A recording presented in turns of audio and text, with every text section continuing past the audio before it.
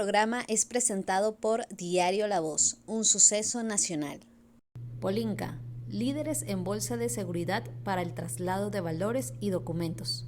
800 Noticias. Forum, supermayorista, compra más, ahorra más. Romanos Food. Hoy está con nosotros Douglas Tineo. Douglas es analista político, en esa condición lo hemos invitado para conversar un poco. Douglas, estuve viendo algunas intervenciones durante toda la semana de diferentes analistas sobre los escenarios futuros que pudieran presentarse en el país, toda vez de que existe una situación, podríamos llamar delicada, en función el CNE y el Tribunal Supremo de Justicia han dado oficialmente unos resultados de unas elecciones a favor del presidente Nicolás Maduro, y la oposición en una narrativa que se ha mantenido, ¿no? Ayer escuchábamos también a María Corina Machado de una narrativa. Nosotros hemos logrado mucho, fuimos a unas primarias, ganamos unas primarias, ahora fuimos a unas elecciones y ganamos unas elecciones, pero una narrativa que por supuesto es desconocida por el gobierno, pero que ha generado reacciones internacionales, si lo vemos objetivamente, y quiero ser muy objetivo en todo lo que estamos hablando el día de hoy. Inclusive países como Colombia, Brasil, en el caso de Lula, México, López Obrador, que son aliados de la izquierda, aliados del presidente Maduro, hasta este momento, hasta el día de hoy, le han pedido al TSJ, o más bien al CNE, le han pedido al CNE la publicación de las actas, y que esperan por esa publicación para proceder a reconocer los resultados de esa elección. Eso no ha ocurrido, no ha habido publicación de las actas, y hay una reunión que el día de ayer el canciller de Colombia, o de antier, el canciller de Colombia ayer la ratificó. Hay una reunión entre esos tres presidentes de Colombia, Brasil y México, que está por darse con el presidente Nicolás Maduro, para buscar, esto es una cita del canciller de Colombia, para buscar paz en la región. Eso, Douglas, como contexto, para darle contexto a esta conversación que vamos a tener contigo el día de hoy. ¿Cómo la estás viendo, Douglas? Bueno, en primer lugar, buenas tardes, Emilio. Gracias por la invitación, Copacabana Estéreo. Buenas tardes a todos los que nos escuchan a esta hora, y saludos, de verdad que saludos solidarios. En primer lugar, creo que, Emilio, y te agradezco esta editorial, esta introducción que hiciste, porque aborda un punto que es importante para el análisis, que tiene que ver el problema internacional. Evidentemente que Venezuela está en el ojo del huracán, no solo para Brasil, Colombia, México, sino que también es para el mundo. Es decir, desde el punto de vista estratégico, Venezuela no es cualquier país. Venezuela representa unos intereses económicos, financieros, las riquezas que tiene. País rico en petróleo, de todo, en bauxita, rico en minerales, una ubicación estratégica. La ubicación estratégica que tiene, evidentemente que Venezuela no es cualquier cosa. Pues si esto hubiese sucedido en otro país distinto, a lo mejor el escándalo no fuese tan grande, ¿no? Fíjate tú, ahí está el caso de Nicaragua. Es decir, desde cuando Nicaragua está violando aquí cosas y ha hecho todo, tanto el Frente Sandinista, Ortega, y ha sido tal el escándalo en Nicaragua. No ha sido tal el escándalo. Bueno, y si nos vamos un poco más allá... En Nicaragua, chicos, te han quitado hasta la ciudadanía, ¿no? Todo. O sea, todo, tú naciste en Nicaragua, sí, creciste en Nicaragua, y el ahora gobierno te dice, bueno, hermano, usted perdió la ciudadanía. Ya usted perdió Entonces, todo. Yo no sé, será extraterrestre, porque si tú naciste en un sitio y te quitan esa ciudadanía, ¿qué eres? Entonces perdió todo. Entonces, todas las violaciones que se están dando en Nicaragua, y si nos vamos a otro continente, lo que está sucediendo... En Nicaragua, como tú lo dices, no es titular todos los días. No es titular. Ni hablan en la ONU, ni hablan en la OEA, como lo están haciendo con Venezuela. Así es. Entonces, si te vas a otro continente, te das cuenta de lo que está sucediendo desde hace ya décadas, desde el siglo pasado, el caso de Corea del Norte, ¿no? Es decir, más violación de lo que hay en Corea. Es decir, hay una violación enorme en Corea. Ahora, ¿por qué Venezuela tanto escándalo? En Corea del Norte te fusilan. Hasta con misil. Te fusilan ahí con te misil. fusilan.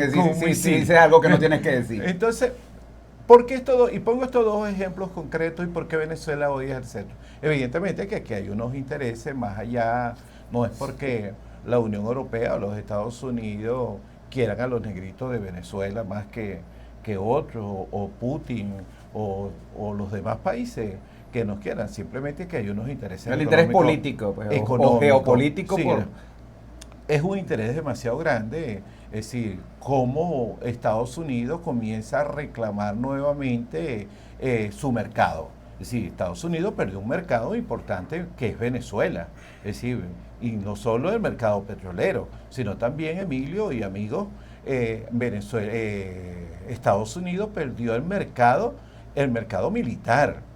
Es decir, Venezuela dejó desde hace desde el tiempo de Chávez de comprarle los aviones, los F-16 a los Estados Unidos. Ahora no compra F-16, compra otras cosas, los uniformes, abandonaron los FARC y compraron AK, los carros. Es decir, toda una serie de inversiones que el mercado norteamericano se ve afectado. El día de hoy ellos necesitan recuperar ese mercado. Y ese mercado es tan importante para los Estados Unidos. Y los chinos y los rusos no quieren perder un mercado tan importante como Venezuela.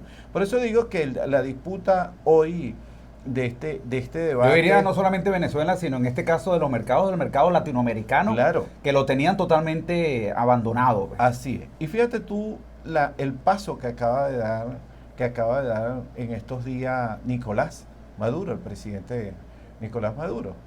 Acaba de decirle, bueno, si el problema es tan grave, nosotros vamos a incorporarnos al BRICS y le vamos a dar todo nuestro petróleo, toda nuestra gasolina y toda nuestra al BRICS. Y nos incorporamos al BRICS. Eso es un golpe muy duro para el BRICS, por cierto, para nuestros oyentes, es un grupo de países donde está Brasil, Rusia, India, entre otros, llamados de las economías emergentes. Claro. Y es un mercado interesantísimo de paso, ¿no? Si Venezuela pudiera entrar a ese mercado, Venezuela pudiera entrar a ese mercado, por supuesto que sería un avance importante. Es un avance importante y además de eso, Emilio, tiene que ver que deja a un lado el mercado norteamericano.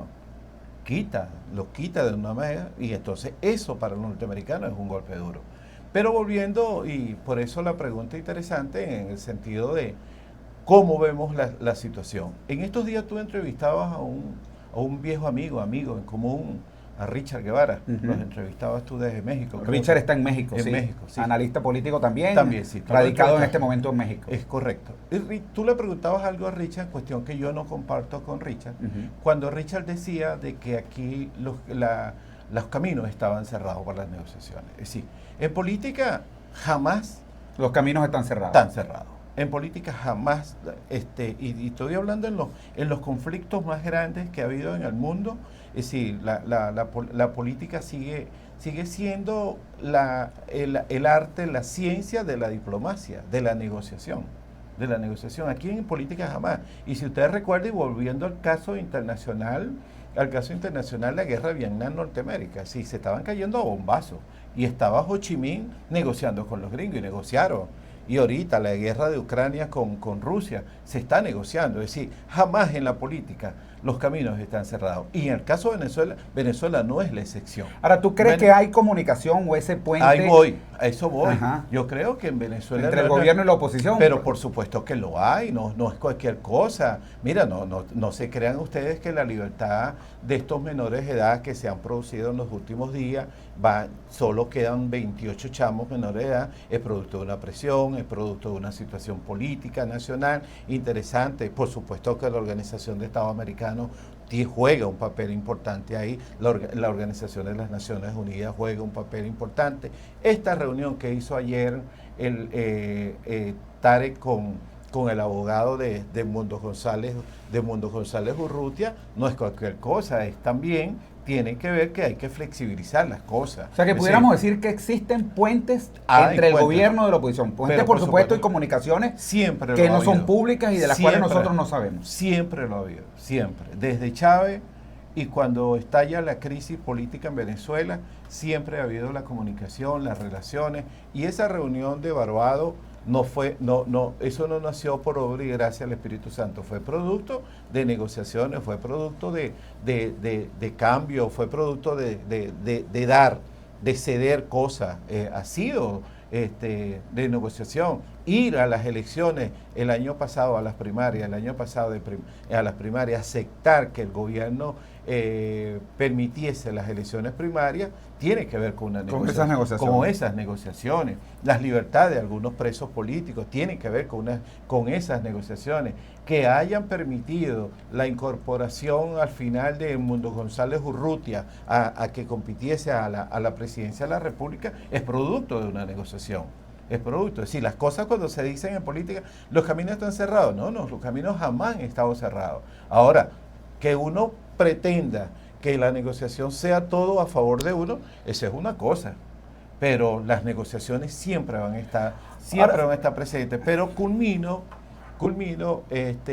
Emilio, con respecto a la última parte de tu pregunta. El problema de las actas, el problema de esto. Yo creo que estamos ya en una etapa, ya llegó el mes de septiembre, en una etapa en que las negociaciones y las decisiones tienen que ir escalonando. Es decir, tienen que ir aumentando. Y se va a ir aumentando, se va a ir escalonando en cada una de estas cosas.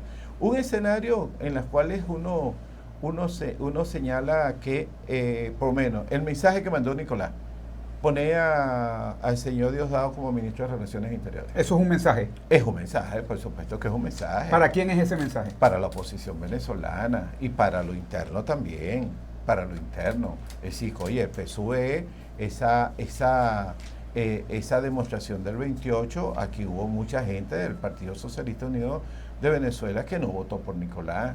Es decir, lo que están haciendo en los ministerios, lo que se está haciendo en distintos entes públicos de votar a la gente. ¿Viene una purga entonces? Ay, no es que viene. Es que llegó. Es que hay una purga. Es decir, ustedes han visto la cantidad de gente, incluso de venezolanas de televisión, salieron un grupo de empleados de venezolanas de televisión. Entonces, por supuesto que la llegada de este cambio de gabinete es un mensaje, pues. Es un mensaje que hay para los chavistas, para la oposición venezolana de un orden. Ahora, yo digo, tú no puedes pretender apagar el fuego echándole gasolina. No puedes pretender apagar el fuego echándole gasolina. Es decir, más represión, más preso, más cierre de cosas. Yo no creo que por ahí tiene que ser la salida. Yo creo que la salida tiene que ser, como somos políticos, tiene que ser sobre la base del diálogo. Del diálogo. Sobre la base del diálogo, sobre ponernos de acuerdo. ¿A quién le conviene una guerra civil aquí? Ni a Nicolás, ni a María Corina, ni a nosotros como ciudadanos de a pie nos interesa una guerra civil. Nos interesa algo que han dicho por ahí, que vengan los norteamericanos a invadirnos. No, vale, por favor. Sí, aquí hay un problema en Venezuela, lo tenemos que resolver nosotros. Douglas, ¿qué piensas tú que era el propósito político de esa reunión ayer entre el fiscal general de la República y el abogado de González Urrutia?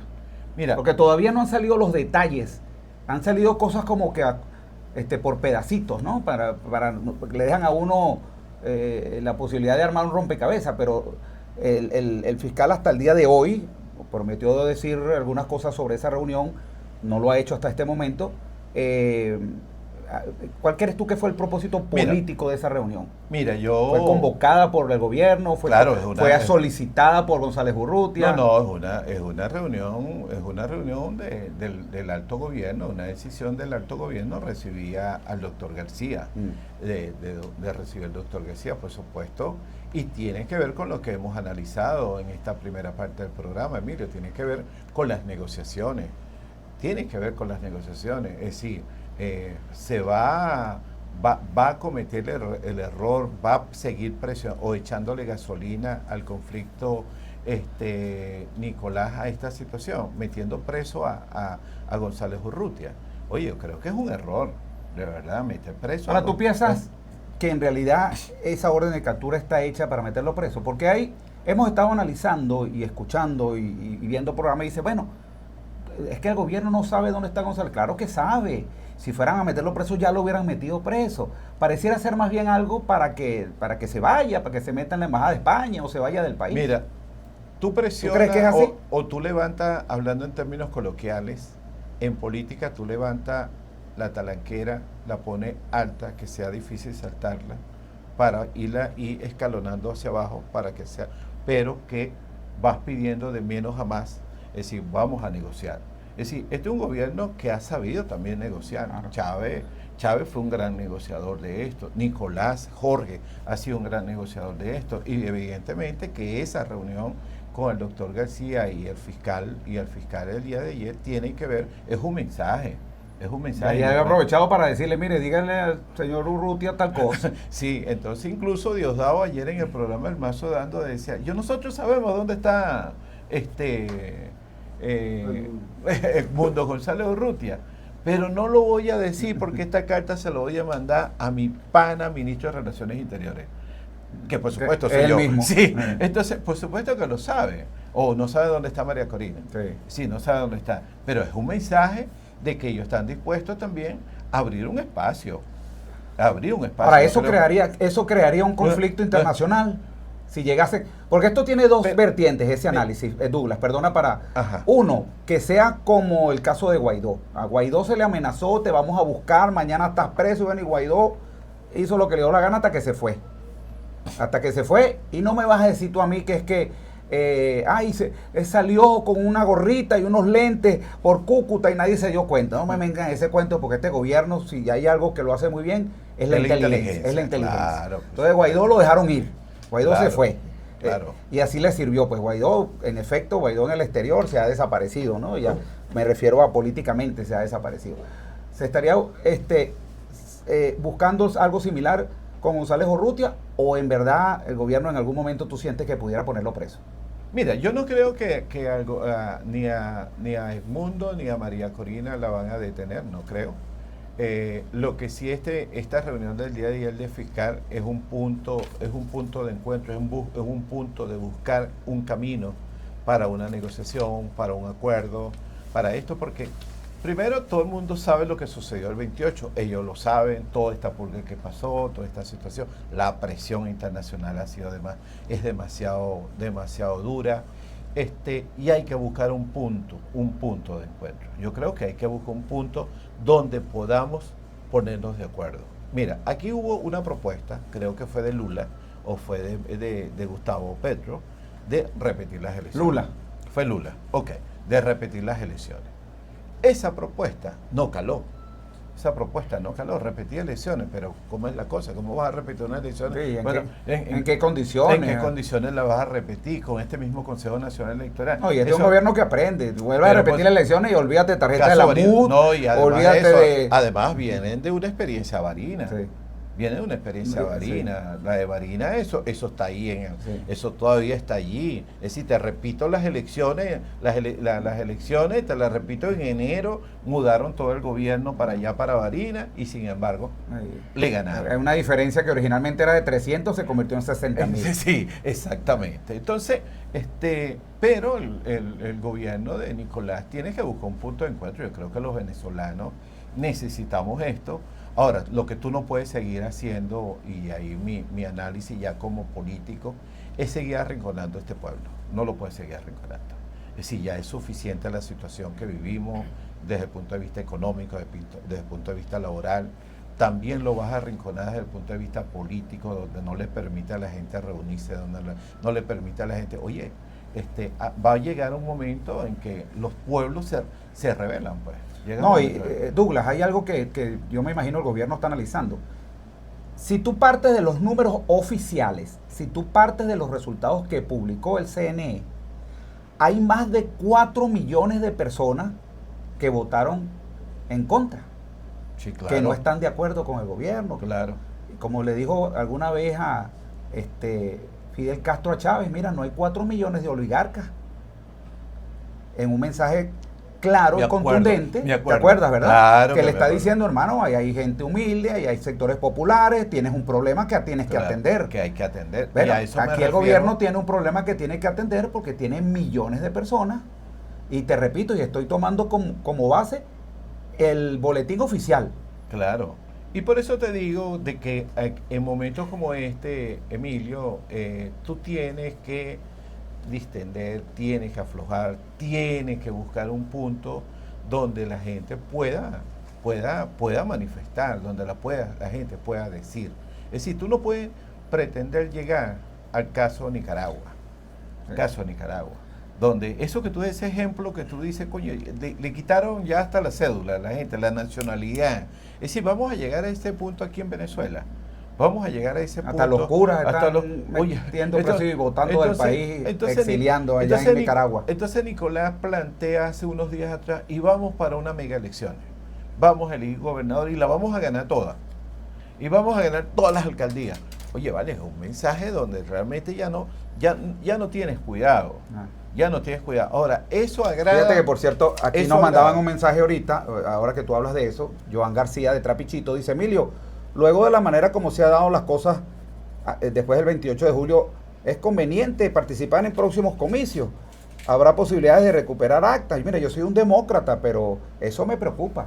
Claro, por eso te digo, entonces Nicolás habla en estos días de una mega elecciones, pero sobre... Y no ha terminado la frase de decir, porque además él convoca las elecciones y le pone fecha y dice, y vamos a ganarla.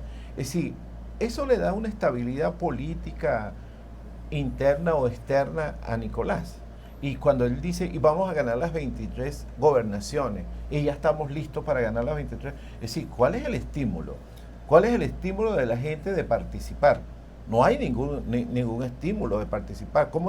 Mira, si había dudas para el 28 de julio, la abstención fue alta, también fue alta. La abstención, tú que te andas con los números, creo que la abstención superó el 25, el 30%. Sí.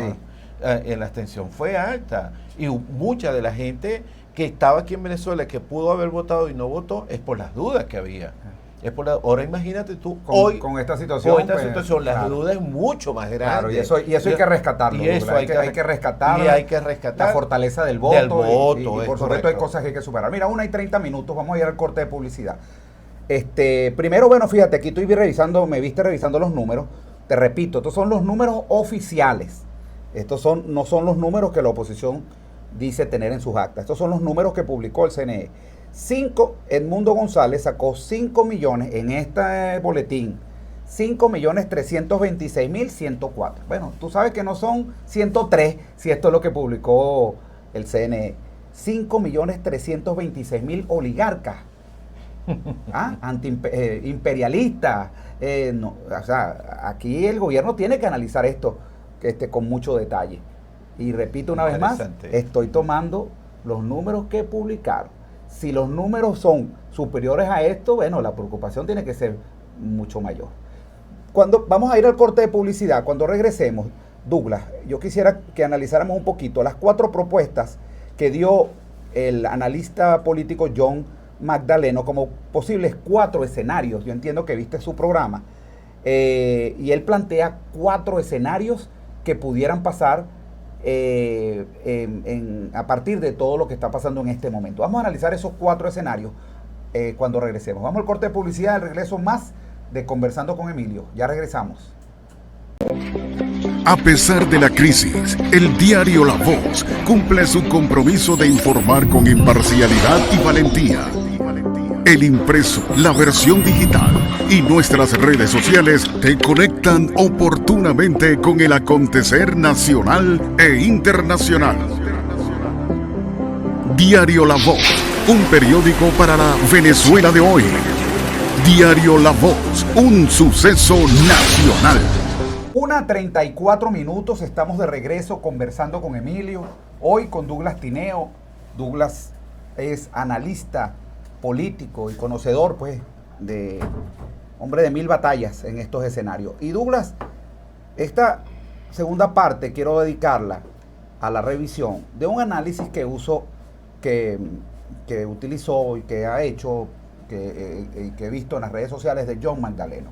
A mí me gustan muchísimo los análisis de John Magdaleno, porque John es un estudioso de democracias, de transiciones, y según sus palabras, él ha estudiado 117 casos de países con situaciones similares a la de Venezuela y que han pasado a una transición democrática. Entonces le doy mucha validez a esos estudios porque, bueno, la historia tiende a repetirse, solo cambian los actores y parecieran haber cuestiones cíclicas que te repito, se repiten históricamente en otros lugares. Entonces, en el caso número 1, él habla de que, bueno, ya definitivamente a los Jalisco, así lo calificó, sí, lo definió.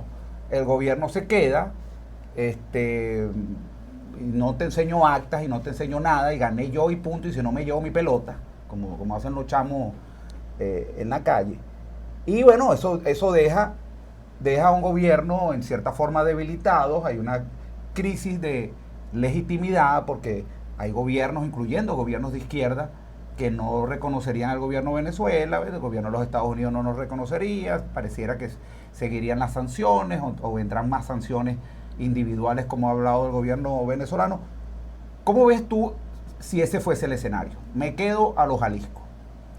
Bueno, como lo estamos viendo hoy, porque es el escenario A, es el que estamos viviendo. Me quedo en los Jalisco, ya no presento, me voy al TCJ, el TCJ decide que ya no, el presidente es Nicolás Maduro, y bueno, el CNE después se pronuncia diciendo no hay acta, no voy a presentar acta. Ese escenario evidentemente ha traído como consecuencia casi 2.000 presos. Es un escenario de represión. De represión a los Jalisco, como bien lo define John Magdaleno, a los Jalisco, a la fuerza, a los bravos, que, como lo decíamos anteriormente, no se puede seguir pretendiendo acallar a la gente sobre la base de la presión, o apagar el fuego echándole gasolina al fuego. Es decir, yo creo que ese no es el escenario que le conviene al país. Al país y al mundo, incluso, y al mundo. Yo creo que ¿quién va a querer invertir en Venezuela en unas condiciones como esta? Es decir, es muy cuesta arriba hacer inversiones en Venezuela en una situación de tanta inestabilidad, de tanta represión. Entonces, oye, ¿qué trae como consecuencia eso? Desempleo, inflación, escasez de alimentos nuevamente, y no va a ser por producto de las medidas económicas de Estados Unidos, de bloqueo, ni mucho menos. Simplemente que a ti te invitan a invertir aquí, te van a decir, bueno, pero ¿cómo invierto? ¿Qué hago? Una mano de obra barata es verdad, pero estamos los venezolanos en comprar lo que nos están vendiendo en el mercado. Es decir, la demanda va a ser tanto así, o es la oferta va a terminar rotando el mercado, pero con cosas llenas, los mercados llenos de comida, donde tú no vas a poder tener. Entonces, ese primer escenario, evidentemente, es un escenario donde yo creo que tiene que ver con lo que sucedió ayer con el abogado García y con este señor. Yo creo que aquí tiene que haber un proceso de negociación, de ablandamiento, de acercamiento entre las partes. Esto no puede continuar de esta manera, no puede, de verdad. Yo veo y yo sí creo, yo tengo muchos amigos en el alto gobierno, que no comparten, que no están de acuerdo, que no están de acuerdo con este tipo de cosas, pero bueno, está bien. Pero ese primer escenario que evalúa el doctor Magdaleno, yo no estoy de acuerdo. El segundo escenario, que él, por supuesto, él lo llama el gran engaño, porque piensa que no es un escenario posible, pero es un escenario, es que se repitieran las elecciones. Por supuesto, ahí la gran pregunta es, bueno, repetir las elecciones ¿con qué garantías? O sea, con el mismo CNE, con la misma situación, no te doy acta, no te acepto los testigos, o cambia el escenario, todo el mundo se lleva su acta, vienen actores internacionales a verificar, se hacen las 17 auditorías que han debido hacerse del proceso electoral, que están establecidas en las leyes venezolanas. ¿Cómo ves tú ese escenario de una posibilidad de repetición de elecciones? No, vale, ya lo decíamos anteriormente, tú me aclarabas que había sido Lula el que Lo había planteado. Quien lo planteó y por supuesto que ni el gobierno ni la oposición recogieron ese rol. No tuvieron ni porque María Corina lo rechazó, la oposición De una. y el gobierno María Corina también. dice, bueno, porque vamos a repetir elecciones si ya hicimos elecciones. Y el gobierno también la rechazó. Esa propuesta fue rechazada. Incluso el primero que le respondió fue Jorge. Jorge dijo yo no. Jorge Rodríguez. Sí, fue Jorge Rodríguez que rechazó y dijo, no, porque tenemos que repetir, nosotros ganamos. Nosotros ganamos. Entonces, es un escenario que no tiene ninguna cabida. Pareciera que fueran el que menos tiene posibilidades, porque si la oposición dice no voy a repetir elecciones si ya yo gané, y el gobierno dice yo no voy a repetir elecciones, el que gané fui yo. Claro, entonces bueno, eso no va a avanzar. Eso no va a avanzar, es que eso no tiene ninguna. Es decir, incluso cuando yo lo he escuchado, cuando lo escuché por primera vez, y cuando escuché la opinión de María Corina y después la de Jorge, yo decía, bueno, eso no tiene ningún sentido. Es decir, hasta de evaluarlo como un escenario posible, eso no es posible con un escenario como este, de verdad, porque creo que primero,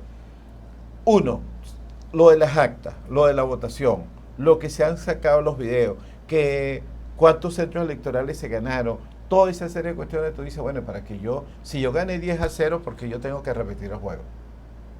Porque yo tengo que repetir el juego. No tengo por qué ir a un juego si ganamos. Así. Y el gobierno dice, oye, pero si ya el árbitro me dijo que yo gané, ¿para que yo le voy a echar la partida para atrás al árbitro? Claro. Para que yo le voy a decir al árbitro, no vale, era bola. Y el árbitro me dijo que era straight ponchado el tipo porque yo le decía, coño, vale, pero repita el lanzamiento. Sí, eso no tiene sentido. Mira, otro de los escenarios, Douglas, que tampoco le veo mayor posibilidades, es un gobierno de coalición. Un gobierno de coalición es que este gobierno y la oposición se pongan de acuerdo y se integren y hayan personas del gobierno y personas de la oposición en el gobierno. Por supuesto, ahí empieza, bueno, ¿y quién es el presidente de la República? ¿Y quién es el vicepresidente?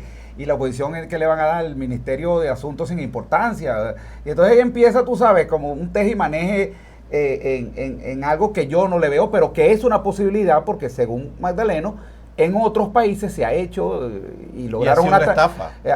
Lograron una transición, pero al final fue una gran estafa. Pero lo intentaron por esa vía. Claro. ¿Tú ves ese intento por allá en Venezuela? Eso ni en Venezuela ni en ningún lado. Es decir, yo no conozco la experiencia internacional que haya sido exitosa con ese intento. No vale, mira.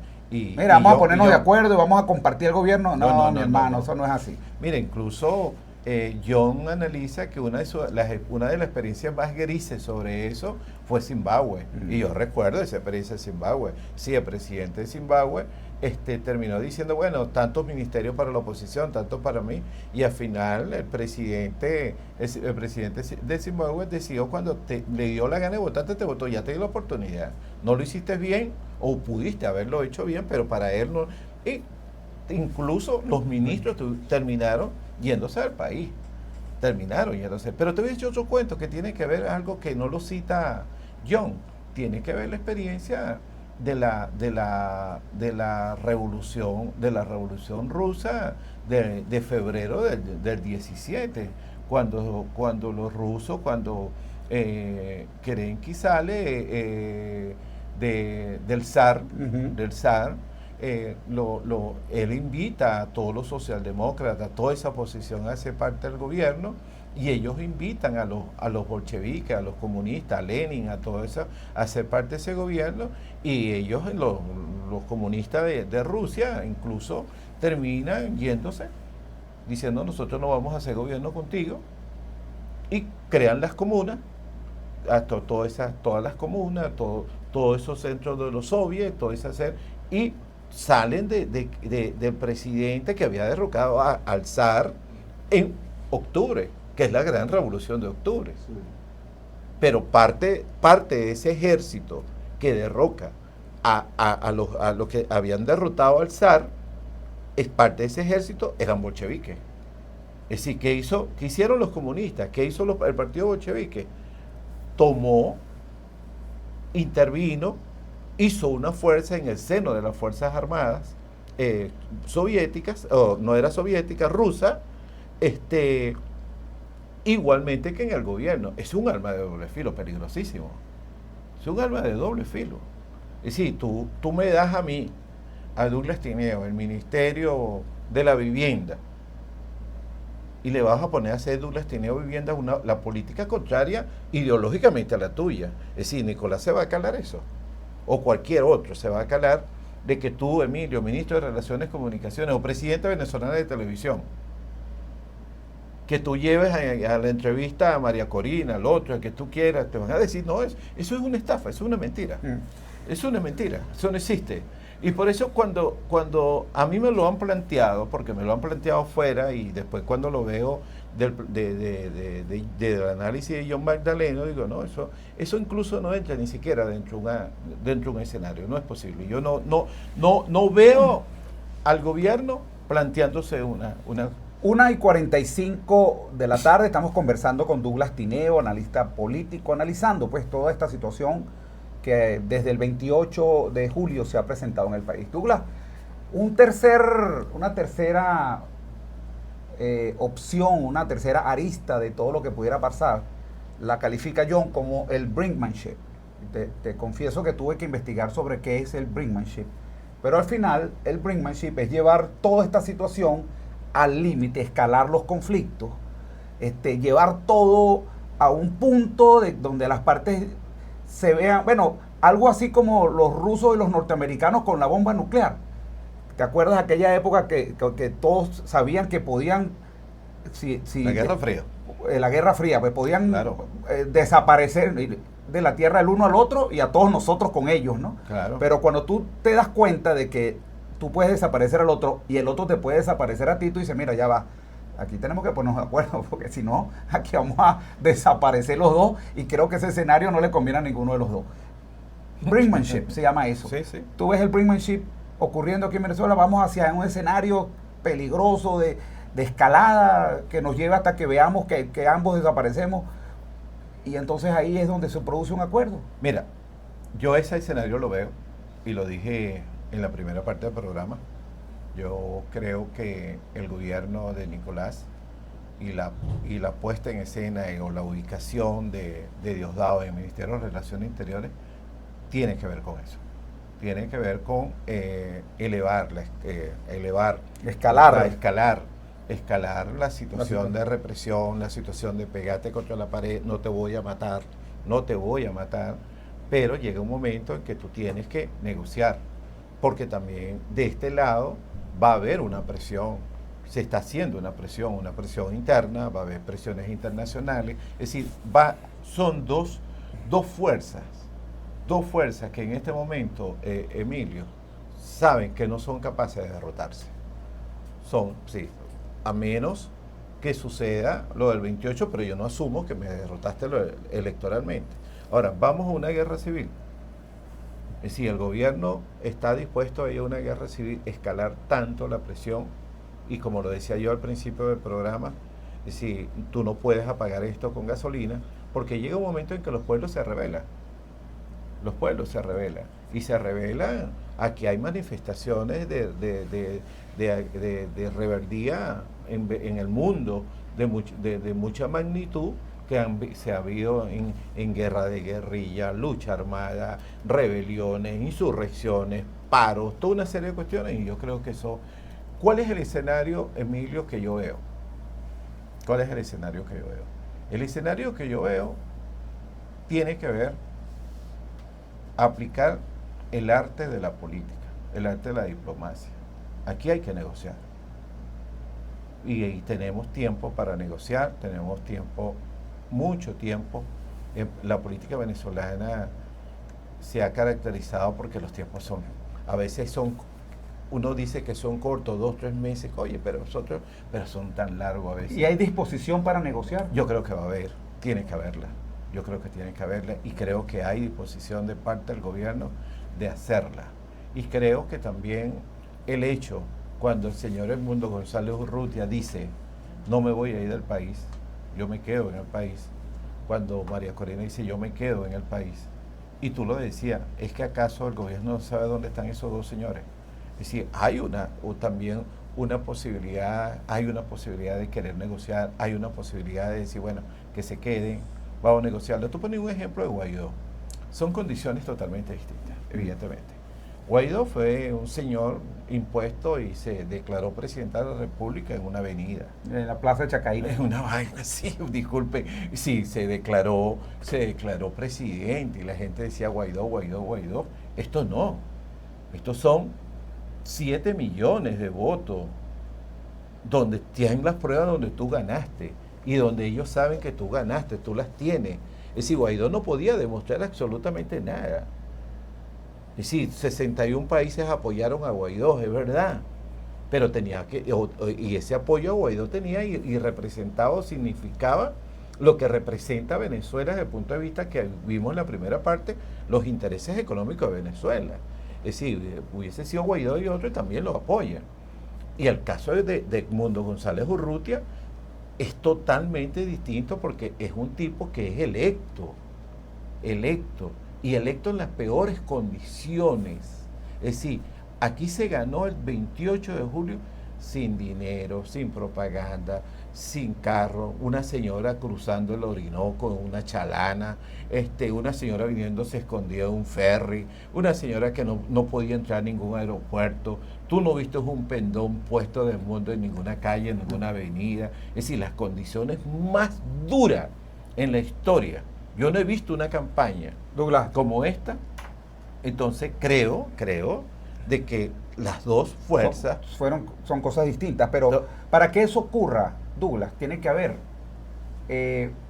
siempre se ha hablado, y creo que es donde está la clave, del tema del costo de la salida. Tú no le puedes decir, pero tú no le me puedes dejas decir, terminar la idea. ¿Dónde veo yo el escenario, la negociación? Yo decía ayer, después que vi a Magdaleno, varias personas me llamaron, ¿viste a Magdaleno? Sí, ¿qué te pareció? Bueno, regular. Le decía yo, regular. Oye, pero a mí me parece, no, yo creo que es regular. ¿Pero por qué? Yo, mira, porque yo creo que hay un elemento que yo no pones en el debate, que tiene que ver, a veces tú necesitas, Emilio, en las negociaciones, para negociar al mejor negociador tú.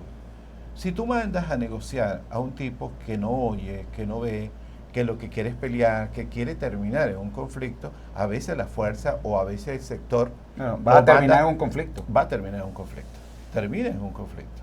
Si tú mandas un negociador tiene que tener unas características muy particulares. Mira, tiene que saber escuchar mucho. Si tú en la Segunda Guerra Mundial hubiese mandado a negociar a Douglas MacArthur, a Trump, sí, a MacArthur, hubiera terminado en una guerra. Estuviésemos todavía peleando. Todavía estuviésemos peleando. Entonces, yo creo que cuando yo oigo a John analizar, aquí tiene que haber una negociación y tú tienes que poner las mejores condiciones para negociar. ¿A qué me refiero? Aquí hay una recompensa. ¿Cuánto vale la cabeza de Maduro? Se la puso los Estados Unidos. Los Estados Unidos. Se la puso ahí me refería al tema del costo de la salida. Claro. O sea, yo voy a dejar de ser presidente y hay una recompensa por mí de 15 millones de dólares. No, mi hermano. Entonces, aquí me quedo. Entonces Trump, oye, la cabeza del presidente de la República de Venezuela tiene 15 millones. Sí. Diosdado vale 12, el otro vale 10. Sí. Entonces, tú le vas a decir a esos señores, mira, vayas, se van, sí, pero tu cabeza sigue valiendo lo mismo. Es decir, la cantidad de mercenarios que hay en el mundo, que tienen los propios norteamericanos, que hay aquí en Venezuela, tú vas a dejar. Lo otro, tú tienes que garantizar, también tienes que garantizar que esos señores se queden en Venezuela. Ellos van a pedir cosas, por lo menos. Y pongo un caso extremo, una frase muy extremista de Pablo Escobar, cuando decía, yo prefiero una tumba en Colombia que una cárcel en Estados Unidos. En la cárcel de los Estados Unidos. Entonces, oye, verse estos señores del gobierno en una posibilidad que es real, porque no es que sea un supuesto, que es probable, ¿no? Que es real, que unos tipos de esos puedan llegar extraditados. Que, oye, llega María Corina Molesta, mira, no, te vas. Es decir, tú tienes que negociar todas esas cosas. Y sí, oye, Emilio, hemos leído la historia chilena, que le dio la oposición a Pinochet. que no Ahora lo iban a fíjate, acreditar. nos Entonces quedan hay- pocos minutos, Douglas. ¿Cómo se avanza en una negociación? Si se han intentado yo no sé cuántas veces. Mira, yo creo que las negociaciones, y bueno, Emilio, casi que se lograron unas primarias. Emilio, y de broma las negociaciones, en esas negociaciones. las negociaciones nunca tienen un final. Nunca tienen un final. Jamás tienen un final.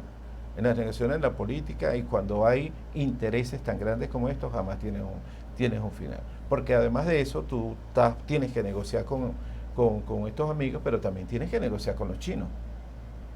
También tienes que negociar con los rusos. Si Venezuela no es cualquier cosa, es decir, oye, las minas de las Carolinas, bajo el contrato, ¿bajo qué gobierno lo tiene? Son los chinos. Un nuevo gobierno le va a quitar las Carolinas a los chinos. La concesión de toda la faja petrolífera del Orinoco la tienen los rusos. Tú tienes que negociar eso. Tienes que negociar todo ese tipo de cosas. Es decir, Venezuela no es cualquier país, esto no es Curazao, esto no es Dominicana, esto no es cualquier cosa. Aquí entran muchas negociaciones y creo que eso está avanzando para allá. Eso está avanzando porque los norteamericanos necesitan este mercado, pero los chinos también lo necesitan y hay que ponernos de acuerdo. Tenemos que ponernos de acuerdo en aras de la paz, de la tranquilidad y el desarrollo. Ahora, yo entiendo el desespero, son 25 años esperando y es una esperanza que fuimos el 28 a hacer un cambio. No se da, pero creo que esto va para un cambio. Esto va para un cambio, pero sobre la base de respeto, la negociación. Yo te digo, y ya que se acaba el tiempo, yo jamás he estado de acuerdo con los bloqueos económicos, con esas sanciones, porque al final los bloqueos y las sanciones, quienes terminan perjudicando es a los pueblos. Bueno, muchísimas gracias, Douglas Tineo, analista político, y con este programa, pues lo que queremos, y lo dijimos en el programa anterior, es orientar un poco a la gente de lo que está sucediendo, buscar hacer entender que estamos todos, Douglas, siempre lo pongo como metáfora, estamos todos en el mismo barco, no se hunde la parte azul y queda la parte roja flotando, ni se hunde la parte roja y se queda la parte azul flotando. Aquí nos hundimos todos. Entonces tenemos que buscar soluciones para Venezuela, tenemos que ser verdaderos patriotas, no de la boca para afuera. Tenemos que entender que la patria primero y tenemos que defenderla y que estas situaciones políticas no son favorables para ninguna de las dos partes. Aquí hay millones de personas que votaron por la oposición, millones de personas que votaron por el chavismo, y esas millones de personas estamos montadas en el mismo barco. ¿Cómo nos ponemos de acuerdo? ¿Cómo salimos adelante? ¿Cómo dejamos que surjan los liderazgos? No se le puede tener miedo a la gente. Siempre lo he dicho, bueno, que gobierne el que tenga las mayorías, el gobierno como lo hizo cuando ganó el presidente Chávez. Nosotros analizábamos y lo decíamos, mira, ganó porque tiene los votos. Claro. Y punto. Entonces no se le puede tener miedo a las mayorías. Se tiene que respetar el deseo del pueblo. El deseo del pueblo y las exigencias del pueblo están identificadas de cómo se ejercen esas mayorías en la Constitución, y a la medida que nosotros vayamos hacia la Constitución Nacional, en la medida que nosotros respetemos la institucionalidad y la recuperemos, en esa medida tendremos un mejor país. Nos vamos. Este programa fue presentado por Diario La Voz, un suceso nacional. Polinca, líderes en bolsa de seguridad para el traslado de valores y documentos. 800 Noticias. Forum Supermayorista. Compra más, ahorra más. Romanos Food,